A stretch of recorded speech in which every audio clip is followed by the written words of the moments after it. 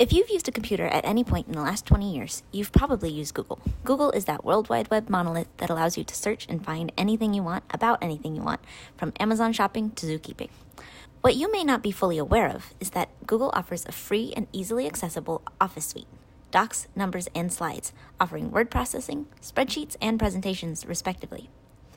Google Docs is possibly the most available word processor in this series. All you need to use it is an email address and a free Google account. This will enable your Google Drive, which is where your docs are stored. Once you have your blank document open, you'll see some key features. At the top, the title of your document, easy. And then the menu bar with its many options, ignore that for now. And below that is the toolbar. This is the most important part of the interface. This is where your tools are, hence the name toolbar. You are probably already familiar with most of the tools on here, the most frequently used parts being the font menu in the middle, currently says Arial, and the font size. This is what your text looks like. Then you've got your italics, bold, and underlines, as well as text color and highlight color. We can ignore the colors. Most of the time, the default is just fine. You can write a book with just this knowledge, so write your book. Once you've written your book, here are some important tips and tricks for making it easier to read and easier to make changes later. Number 1, paragraph alignment. These 4 buttons are the key to making sure your book looks neat and tidy. Google Docs likes to hide them if your window is too narrow, so make sure that you increase the width of the window or hit those 3 dots on the far right of the toolbar. They're the little clusters of horizontal lines, and each one does something different. The first, highlighted by default, is the left paragraph alignment. In English, this is the default since we read and write from right to left. This is fine for many things like essays, stories, and informal work.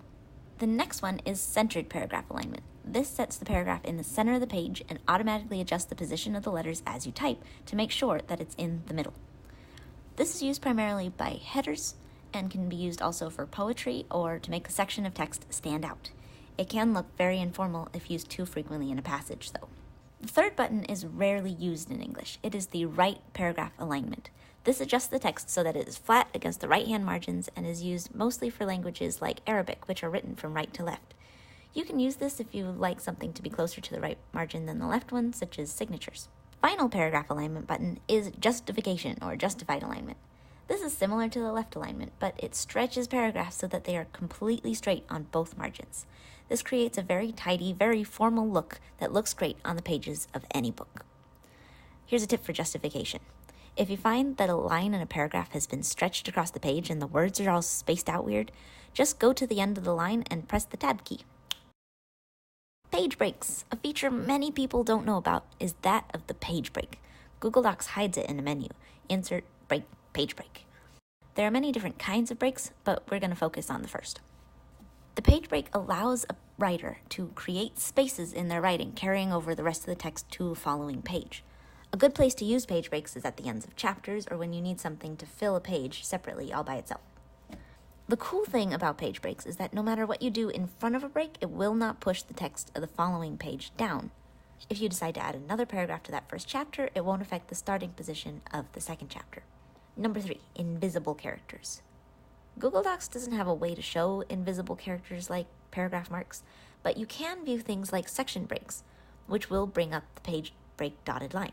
This can be useful if you don't know why a page is blank when it shouldn't be. Google Docs is a great, lightweight word processor, and its collaborative features are touted all over the world. Its availability and ease of use make it my go-to solution for sharing documents and collaborating on projects. Of course, it is only the first of the word processors we will be covering here. Next time, Microsoft Word.